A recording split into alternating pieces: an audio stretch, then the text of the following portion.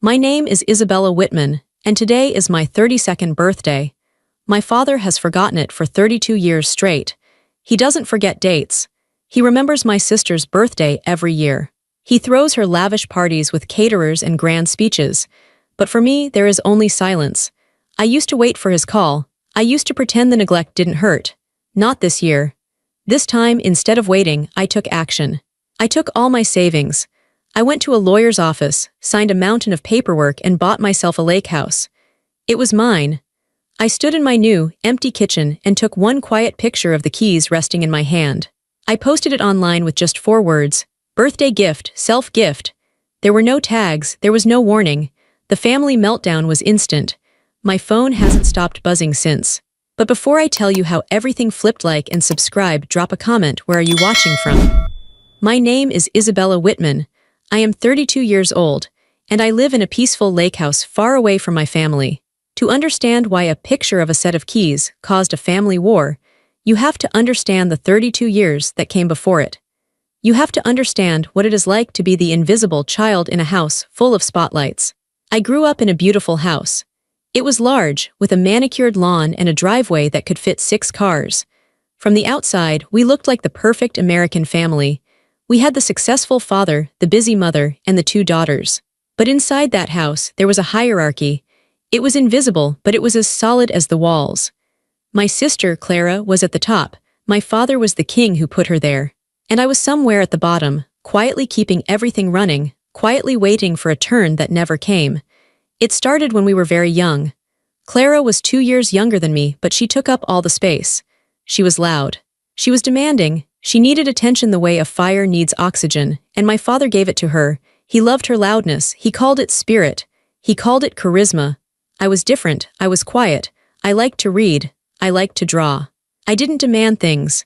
I thought that if I was good, if I was easy, if I caused no trouble, they would love me for it. I thought my silence would be rewarded. I was wrong.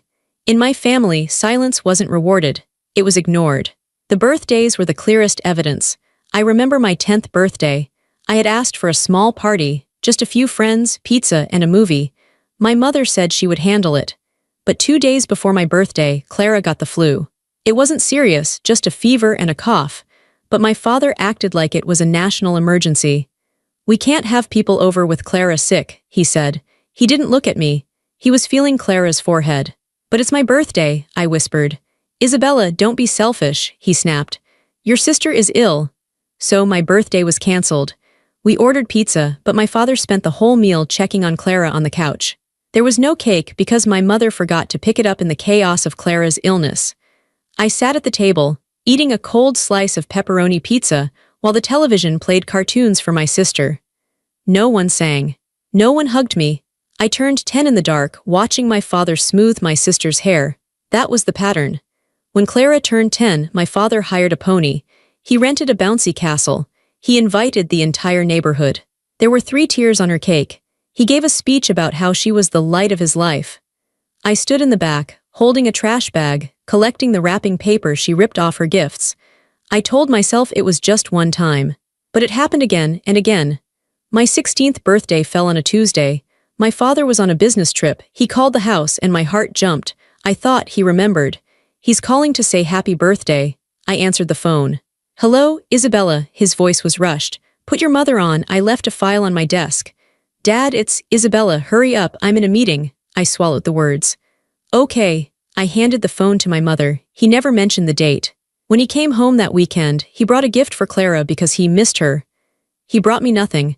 As we got older, the gap widened. I got straight A's. My father said, "That's nice, Isabella. Good job." Clara got a C on a test she studied 10 minutes for. My father said, "She's so smart, she doesn't even have to try. She's a natural genius." I worked a part-time job in high school to save for a car. My father told me it was good for my character. When Clara turned 16, he bought her a brand new convertible. He put a giant red bow on it. He took 100 photos of her in the driver's seat. "Why didn't I get a car?" I asked my mother privately. "Your father thinks you're more independent," she said. "Clara needs more help. You're the strong one." The strong one. That's the label they give to the child they don't want to worry about. It's not a compliment, it's an excuse. It's a way to say, we don't have to take care of you because you can take care of yourself, So I did. I took care of myself. I stopped asking. I stopped expecting. I went to college on a scholarship because my father said his money was tied up in investments. Investments that miraculously opened up 2 years later to pay for Clara's private university tuition. I built a life in the shadows of their spotlight. I became an accountant. It was a steady, quiet job. My father thought it was boring. "You're a number cruncher," he would say at family dinners, laughing. "Isabella loves her spreadsheets." Then he would turn to Clara. Clara was an influencer. She didn't have a steady job. She traveled, she shopped, she posted photos online. My father funded all of it. He called it building her brand. "Clara is an artist," he would tell people. "She's building an empire." I watched him write checks for her rent, her clothes, her trips. Meanwhile, I was living in a small apartment, budgeting every dollar, driving a used car. I never asked him for a dime. I thought he would respect that. I thought he would look at me and see a responsible adult. But he didn't see me. He only saw Clara. If Clara needed me, I was expected to jump. "Isabella, help your sister move. Isabella, do your sister's taxes. Isabella, lend your sister money, she's short this month." I always did it.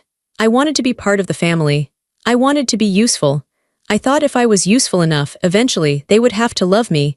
But love isn't a transaction. You can't buy it with obedience. The final straw began to form last year. I turned 31. My father forgot again. He was busy planning a promotion party for Clara. She hadn't actually been promoted. She just got a new title at the fake job my father's friend gave her. I sat alone in my apartment with a cupcake I bought myself. I looked at the candle. I realized I had spent 3 decades waiting for a man who didn't care. I looked at my bank account. Because I had been ignored, I had also been frugal. I had saved. I had invested. I had built a nest egg that no one knew about. My father thought I was just a boring accountant with a small life. He didn't know I was sitting on enough money to change everything. That night, blowing out the candle alone, I made a vow. Next year, I promised myself. Next year, I won't wait. I spent the next 12 months looking at houses. I didn't tell a soul. I drove to the lake every weekend. I found a beautiful, modern house with huge windows overlooking the water. It was peaceful. It was quiet. It was far away from them. I closed the deal 2 days before my 32nd birthday. The realtor handed me the keys. "Congratulations, Isabella. It's a beautiful home." She was the first person to congratulate me on anything in years. I drove to the house. I walked through the empty rooms. The floors echoed with my footsteps. For the first time in my life, I didn't feel small. I felt huge. I felt like I could breathe. I wasn't the forgotten daughter here. I was the owner. I was free. I posted the picture at 9 a.m. on my birthday. By 9:05 a.m., my phone began to buzz. It started with a notification from Instagram. My cousin, Emily, liked the photo. Then a comment from an old college friend. "Congrats, this is amazing." Then the family caught on. The first text came from Clara. "Clara, what is this?" Direct, accusatory, not congratulations. Not happy birthday. Just confusion and suspicion. I didn't reply. I was sitting on my new deck, drinking coffee, watching the sunlight hit the water. It was the most peaceful morning of my life. "Clara, Isabella, answer me. Did you buy a house? With what money?" "Clara, Dad is going to freak out." I sipped my coffee. I let the phone vibrate on the wooden table. It sounded like an angry insect. Then came my aunt, my father's sister. She was always his biggest enabler. "Aunt Linda, Isabella, I just saw your post. Is this a joke? You can't just buy a house without telling anyone. Call your father immediately. He is very worried." Worried. That was the word they always used. They weren't worried about my safety. They were worried about my obedience.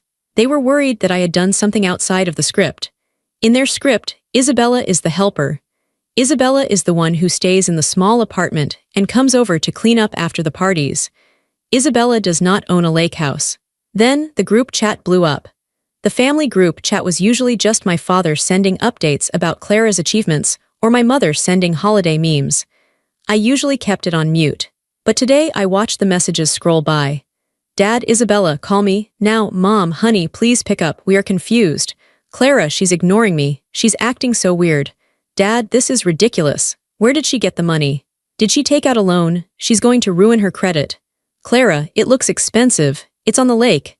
Dad, she cannot afford that. She's going to come crawling back to us to bail her out.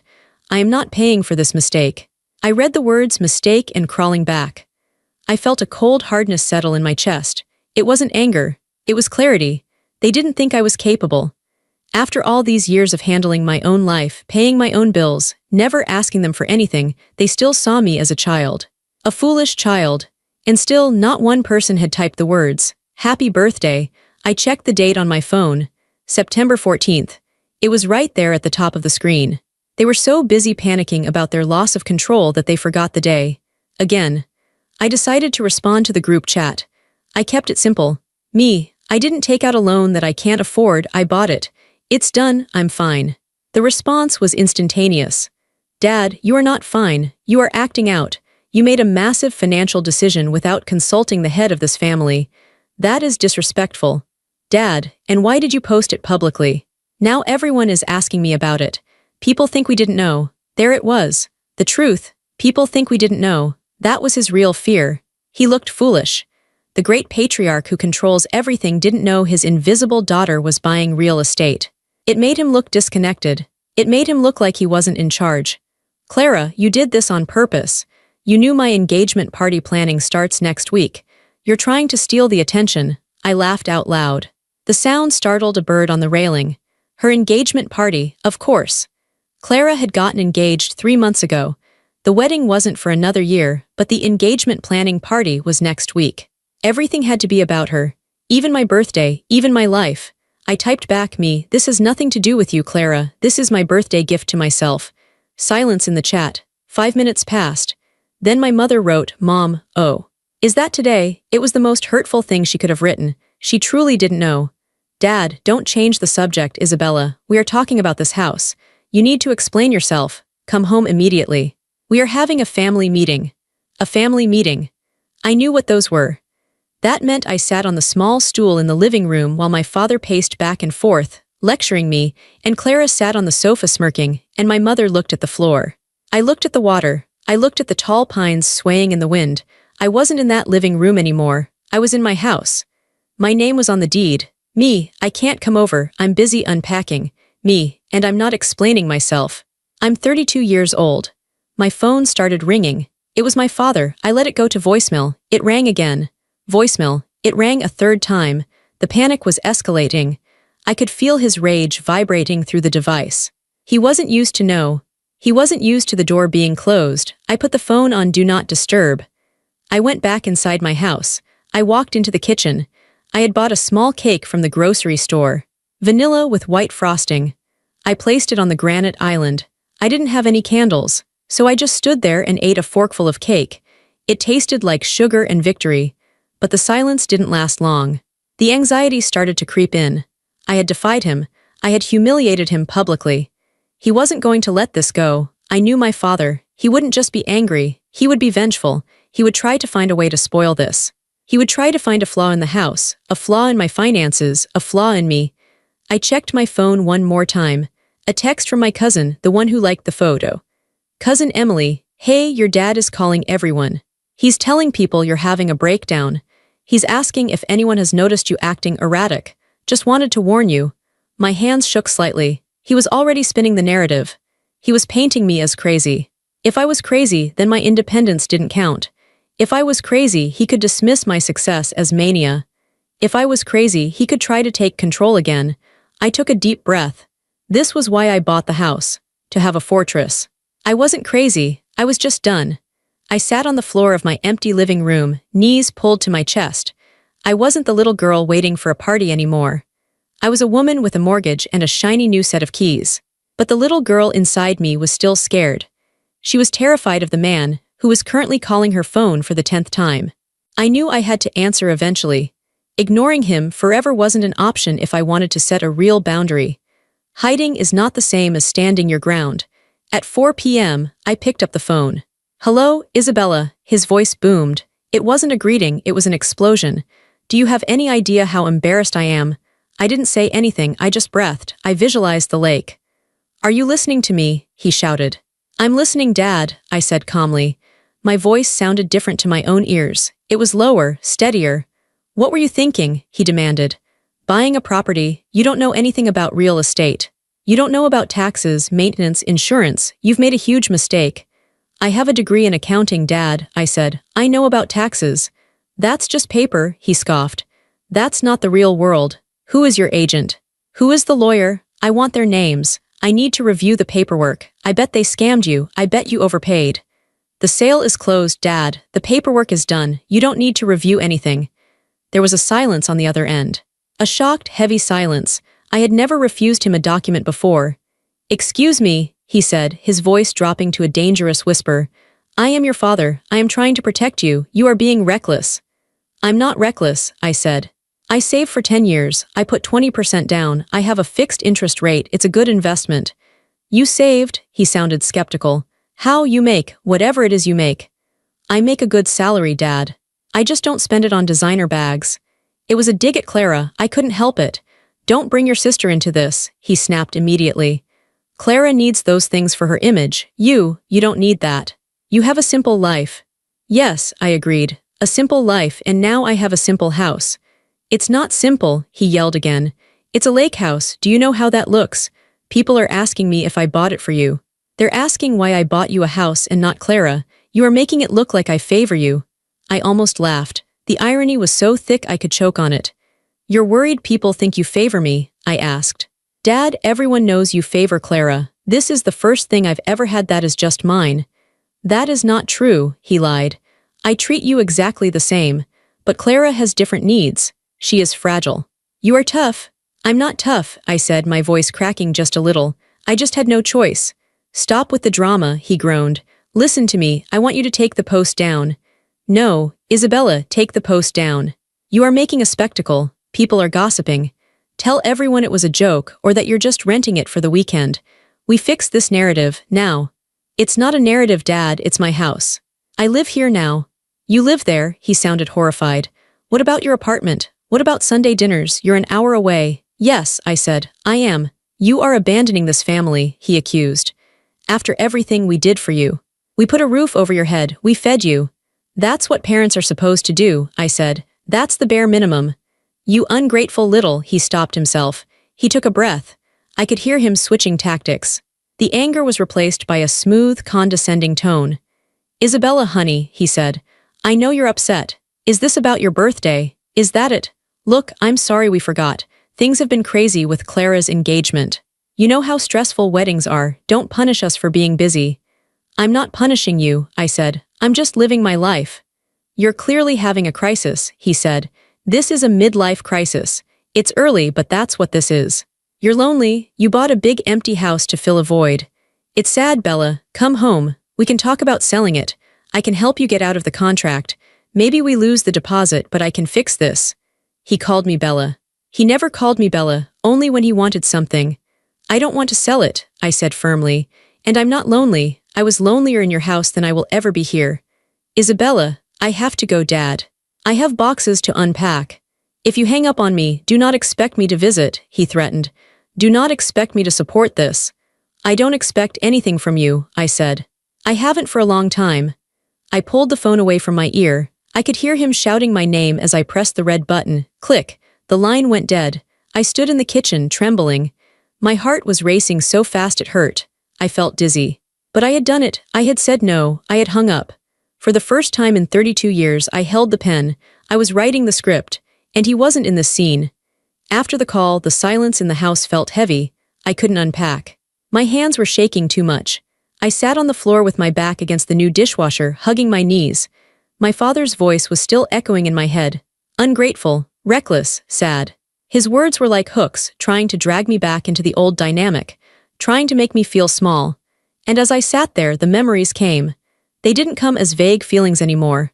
They came as sharp, clear scenes. It was like buying this house had turned on a light in a dark room, and suddenly I could see the mess clearly. I remembered the Christmas of 2018. We were all sitting around the tree. There were piles of gifts. My father loved Christmas because it was an audience for his generosity. He handed Clara a small box. She opened it and screamed. It was a diamond tennis bracelet. To match your eyes, he said, beaming. Then he handed me a box. It was wrapped in the same paper. I opened it. It was a blender. For your smoothies, he said. I know you like to be healthy. I didn't even like smoothies. I had never made a smoothie in my life. Thank you, I had said. It's a good one, he added. Industrial strength. Clara was putting on her diamonds. I was holding a blender. The difference wasn't just in the cost, it was in the attention. He knew Clara's taste.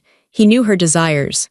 He didn't know me at all. He just saw me as a function. Someone who eats, sleeps, and exists. I remembered my college graduation. I graduated summa cum laude. It was a huge achievement. I walked across the stage, scanning the crowd for my parents. They weren't there. They arrived 20 minutes late after my name had been called. Traffic, my father said, shrugging. And Clara couldn't find her shoes. They took one photo of me in my gown, and then my father checked his watch. Let's go eat, I'm starving. At lunch, the conversation was entirely about Clara's upcoming audition for a local theater play. She's going to be a star, my father told the waiter. My daughter, the actress.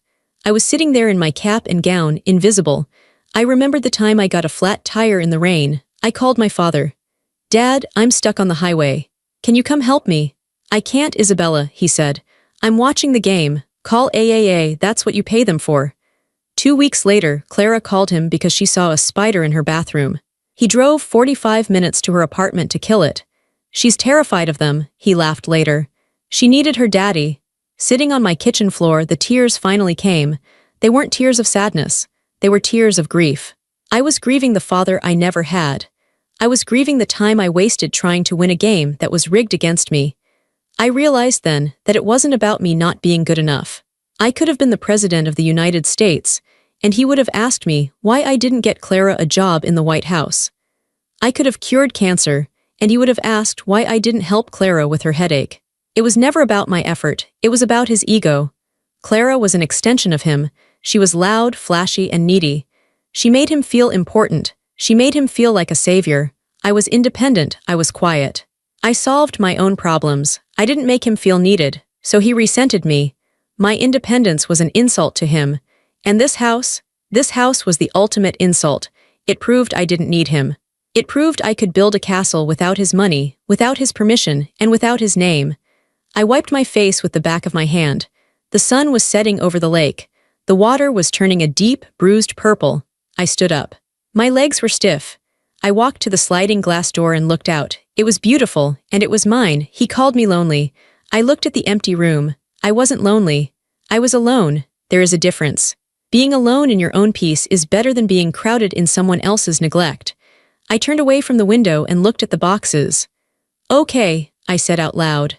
My voice was steady. I grabbed a box cutter. I sliced open the first box. It was my books.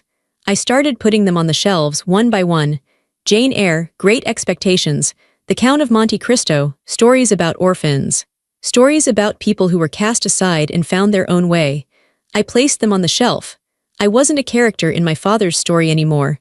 I was the author of my own. And chapter 1 started right now. The first week in the lake house was strange. It was like learning to walk after spending a lifetime on your knees. My body was so used to the flinch, the constant, low-level anxiety of waiting for my father's criticism or my sister's demands, that the silence felt loud. I woke up on the first Saturday morning without an alarm. The sun was streaming through the floor-to-ceiling windows, hitting the pine floorboards. In my old life, Saturday mornings were for errands. Not my errands, of course. I would usually have a list from my mother, pick up Clara's dry cleaning, go to the bakery for the Sunday dinner rolls, drop off this package. But this morning, my phone was on the kitchen counter, face down. The list didn't exist. I made coffee. I sat on the deck. I watched a hawk circle over the water. I realized something terrifying and wonderful. I had absolutely nothing to do. For the first few days, I felt guilty. I felt like I was skipping school. I kept checking my phone, expecting the police to show up, the emotional police, led by my father, coming to arrest me for unauthorized happiness. But nobody came. The driveway remained empty. The only sound was the wind in the trees and the hum of my refrigerator. I started to understand that this house wasn't just a building. It was a physical manifestation of a no. Every beam, every window, every tile was a rejection of their dynamic. My father loved things that were flashy and fragile.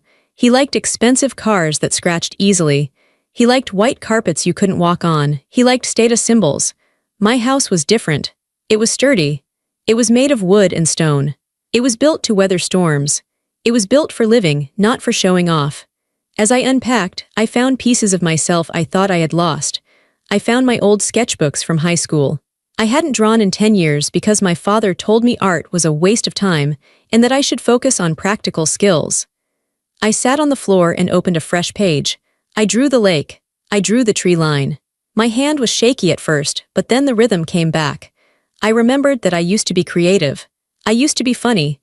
I used to have dreams before I was assigned the role of the responsible one. One afternoon, I went into town to buy groceries. I walked into the local hardware store to get some hooks for the wall. The old man behind the counter smiled at me. "You're the one who bought the old Miller place, right?" I tensed up. "Yes. Good for you," he nodded. "That house has good bones, needs someone who appreciates it." "I do," I said. "I really do. You doing the work yourself?" "I'm going to try." "Good," he said. "Nothing like doing it yourself to make it yours." Make it yours. That phrase stuck with me. My apartment in the city hadn't been mine. My father had co-signed the lease just in case, even though I had the credit score. He had a key. He would drop by unannounced to check the pipes, which really meant checking if I was keeping it clean enough. Here, nobody had a key but me. I drove back to the house, and as I turned into the driveway, I felt a shift in my chest. I wasn't just hiding out here. I wasn't just running away. I was building a base. This was my headquarters. For 32 years, I had been a satellite orbiting their planet. Now I was my own planet, and I had gravity. The silence from the family didn't last. My father was regrouping. He realized that screaming at me hadn't worked, so he sent in the flying monkeys. In narcissistic families, flying monkeys are the people the abuser manipulates to do their dirty work. They are the enablers. They come disguised as peacemakers, but they are really just carrying ammunition. The first one was Aunt Linda. She drove all the way up to the lake on a Tuesday evening. I saw her car pull in, my father's old Lexus that he had sold to her for a family discount. I watched her get out. She looked around at the trees with a skeptical expression, clutching her purse like she was in a war zone. I opened the door before she could knock. "Aunt Linda." "Isabella," she breathed, looking me up and down like she expected to see me in a straitjacket. "Oh, thank God, you look clean." "Why wouldn't I look clean?" I asked, stepping aside to let her in. She walked into the living room. Her eyes scanned everything, the high ceilings, the stone fireplace, the lake view. I saw a flicker of jealousy in her eyes, quickly covered by a mask of concern. "It's big," she said. "Very isolated." "It's peaceful," I corrected. She sat on the edge of my sofa. "Isabella, your father is worried sick. He hasn't slept in 3 days. Your mother is crying nonstop." "They have my phone number," I said. "They can call me and talk like adults." Instead, Dad screamed at me and Mom ignored me. "They are hurt," Linda exclaimed. "You blindsided them. You ran away like a thief in the night." "I didn't run away. I moved. Adults move, Aunt Linda." "But the post," she whispered, leaning in. "The caption, self-gift. It was so aggressive. Everyone is talking." Cousin Sarah asked if you were on drugs. "Uncle Bob thinks you joined a cult." I laughed. "A cult? It's a mortgage, Linda." "You are embarrassing your father," she said, her voice sharpening. "He has a reputation. He told everyone you were just stressed from work and needed a break. He told everyone this is a rental, a vacation rental." I stopped pouring her tea. I set the pot down hard. "He lied," I said. "He is trying to protect you." "No," I looked her in the eye. "He is trying to protect himself. He can't handle the fact that I bought this without his help. He can't handle that I'm successful." "Successful?" Linda scoffed. "Isabella, let's be real. How did you afford this? Did you steal money? Did you get involved with a man?" The insult hit me in the chest. They couldn't conceive of a world where I was capable. "I worked," I said clearly. "I saved, I invested, for 10 years. While Clara was partying, I was working. While Dad was buying Clara cars, I was saving. This is what happens when you don't spend your money on appearances." Linda stood up. "You are being cruel. Your sister loves you. She is devastated that you won't be helping with her engagement party." "Is that what this is about?" I asked. "The party? She needs her sister," Linda said. "She needs your help with the planning. The logistics, you know she's not good with details. Dad said you were supposed to handle the catering contracts." "I'm not the party planner," I said. "I'm not the assistant. If Clara is old enough to get married, she's old enough to read a contract." "You are selfish," Linda spat the word out. "You have changed. You used to be the sweet one." "I used to be the doormat," I corrected. "There's a difference." Linda left 20 minutes later. She didn't drink her tea. As she walked to her car, I did something I had never done. I took out my phone and I posted a story on Instagram. It was a video of the sunset over the lake. I spoke over it. Loving my new permanent home. So grateful I saved for 10 years to make this happen. Hard work pays off. I emphasized the word permanent. I saw Linda's car pause at the end of the driveway as she likely checked her notification. Then she sped off. The next day, my cousin Sarah, the one who thought I was on drugs, messaged me. Sarah, is it true you bought it? Linda said it's a rental. Me, I bought it, Sarah. Want to see the deed? Sarah, wow, your dad told us you were having a mental breakdown and spent your savings on a timeshare scam. Me, dad is lying. Come visit if you want, it's lovely. Sarah didn't come, but the seed was planted. I wasn't playing along with his story anymore. I was broadcasting my own reality. For the first time, the extended family had to choose between his loud fiction and my quiet evidence. And evidence is a stubborn thing. 2 weeks later, the real reason for the panic emerged. It wasn't just about control, it was about money, it always is. I was sitting in my home office, a room that looked out over the garden, working on my remote job when my sister called. I hesitated. I hadn't spoken to Clara since the group chat explosion. I answered. Hello, Clara. You need to send the deposit, she said. No hello, no how are you? Excuse me, the venue, she said, her voice high and tight. The Sapphire Room, they need the second deposit today or we lose the date. Dad said you have the details. I leaned back in my chair. Clara, I don't have the details. I'm not planning your party. Stop being a bitch, she snapped. Dad said you were handling the boring stuff. He said he was paying for the dress and the flowers and the band, and you were covering the venue and the catering as your gift. I froze. My father had promised her that I would pay for the venue and the catering. The Sapphire Room was one of the most expensive venues in the state. Catering for 200 people. That was easily $15,000 or $20,000. He had promised away my money. He assumed that, like always, I would just do it. He assumed I would dip into my savings, the savings he didn't know I had spent on the house, and cover the bill to keep the peace. He had budgeted my life for me without asking. Clara, I said slowly, I never agreed to that. What? I never agreed to pay for the venue. Dad never asked me. I didn't sign anything. But he said, her voice wobbled. He said it was handled. He said you were the money person for the boring bills. I bought a house, Clara, I said. I don't have $20,000 lying around for a party. And even if I did, I wouldn't spend it on a party I wasn't invited to help plan. You're ruining everything, she screamed. The deposit is due today. Dad doesn't have it liquid. His money is all in the trust for the wedding next year. He said you had the cash. Then Dad needs to figure it out, I said. He's going to kill you, she cried. He can't touch me, I said. I'm in my own house. If we lose this date, I will never forgive you. You should ask Dad why he promised money that wasn't his, I said. I hung up. 10 minutes later, my father called. I let it go to voicemail. He texted. Dad, transfer the money to the venue immediately. We will discuss your reimbursement later. Me, no, Dad, this is not a negotiation. Clara is crying. You are destroying her happiness. Me, you promised money you didn't have. That's not my fault. I am not paying for the party. The fallout was spectacular. They lost the date at the Sapphire Room. They couldn't come up with the cash in 3 hours. They had to move the party to a hotel ballroom 3 towns over. It was a nice hotel, but it wasn't the Sapphire Room. For my sister, this was a tragedy on the level of a natural disaster. She posted on social media about unforeseen circumstances and family betrayal. But she didn't name me, because if she named me, she would have to admit that I was the one with the money, and she was the one begging for it. She would have to admit that her rich father couldn't cover the bill. I heard through the grapevine, my cousin Sarah again, that the party was a disaster. The flowers were wrong. The food was mediocre. My father spent the whole night sweating and apologizing to guests, explaining that there were logistical mix-ups. He looked stressed. He looked old. For the first time, he had to carry the weight of his own promises. Usually, I was the structural support. I was the one who fixed the budget, who smoothed over the errors, who filled in the gaps with my own time and money. Without me, the facade cracked. I sat in my lake house that night, eating a grilled cheese sandwich. I thought about them in that hotel ballroom, miserable in their finery. I realized that I had been the glue holding their fantasy together. I was the one who made them look functional. By walking away, I hadn't just removed myself. I had removed the foundation. And now, the house of cards was falling. I thought the money was the bottom. I thought that was the worst it could get. I was wrong. A narcissist who loses control is dangerous.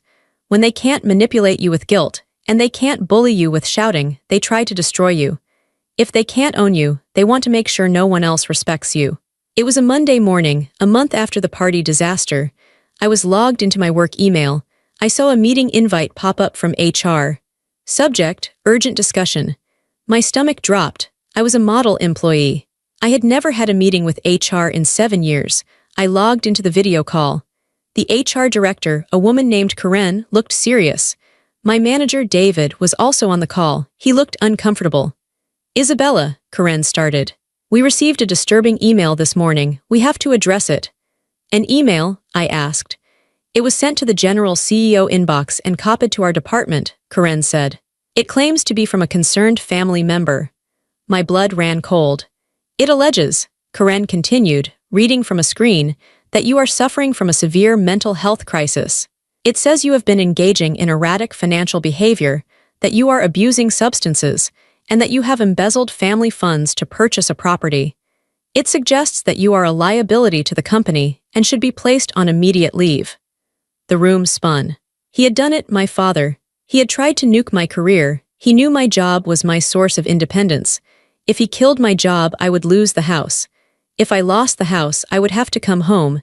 It was a strategic strike. It was war.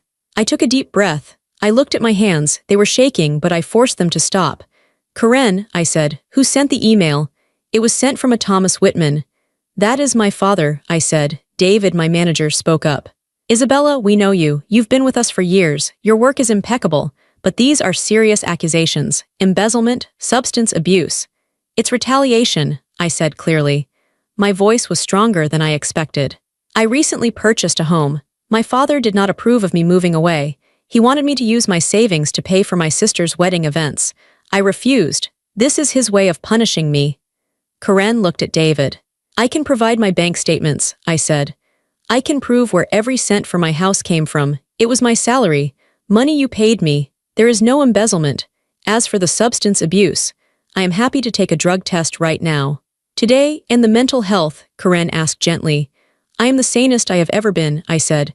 I finally set a boundary with an abusive parent. That is not a crisis. That is health. There was a long silence. Then David nodded. I believe you, Isabella. I've seen your work. I know your character. Karen sighed.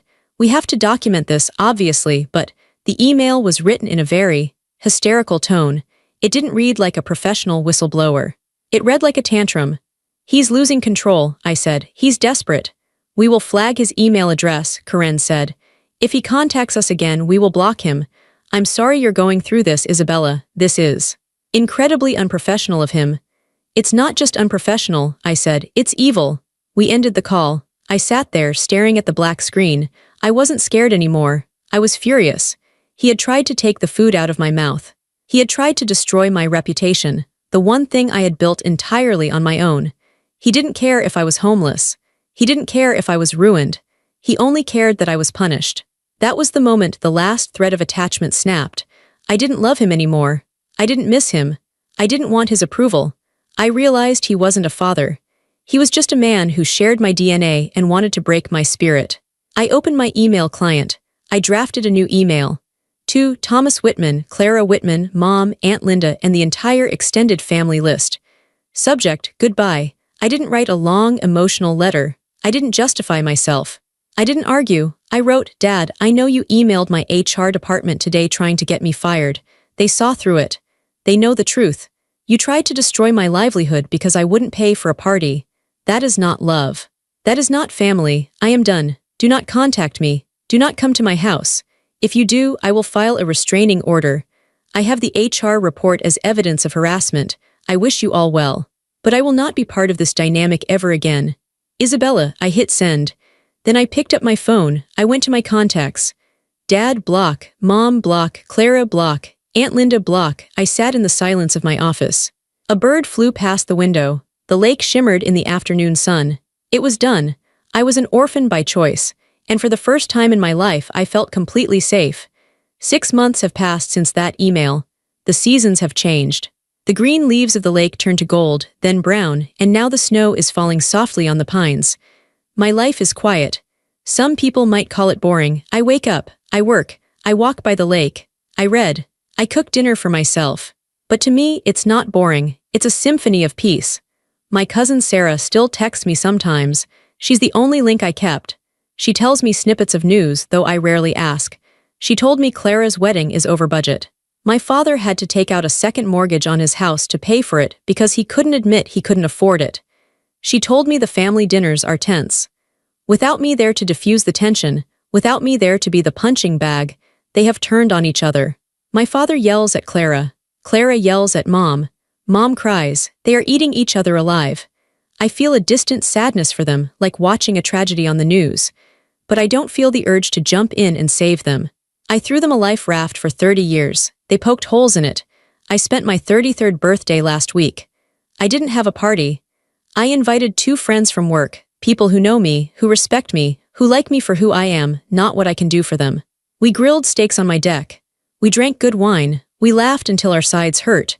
Nobody forgot the date. Nobody made me feel small. At midnight, after they left, I stood on the edge of my dock. The moon was reflecting on the frozen water. I thought about Isabella at 10, eating cold pizza in the dark. I thought about Isabella at 16, answering the phone for a father who didn't want to speak to her. I thought about Isabella at 30, crying in her car. I whispered to the cold air, "We made it." I am not the daughter they wanted. I am not the obedient servant. I am not the invisible girl. I am the woman who bought the lake house. I am the woman who walked away. I am the woman who saved herself. My father's punishment was supposed to be my exile. He thought that by cutting me off, by ignoring me, by attacking me, he would break me. He didn't understand that he was giving me the keys to my freedom. He thought I was afraid of the dark. He didn't know that I had learned to make my own light. And to anyone reading this, anyone who is holding their breath, waiting for a parent to finally see them, waiting for a thank you that never comes, let it go. Put down the phone. Stop auditioning for a role you will never get. Walk out the door, buy the house, or rent the apartment, or just take the drive. The silence might scare you at first, but eventually you will hear the most beautiful sound in the world. Your own voice, finally speaking the truth. I'm Isabella Whitman. I'm 33 years old. And for the first time in my life, I am exactly where I belong.